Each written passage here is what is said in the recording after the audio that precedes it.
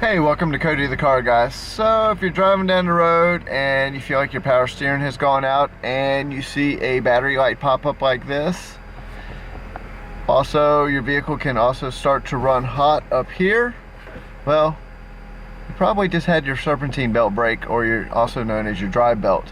So let's get out and check it out and see what you got. So if you pop the hood and pretty much look, and you can do this, yeah, your serpentine belt is off.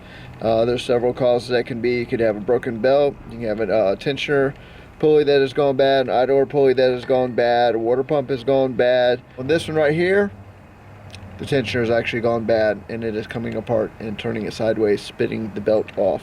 So anyways, if your battery light comes on, start running hot, and your power steering is gone, more than likely, your serpentine belt is off. Hope that helps you guys. Catch you on the next one.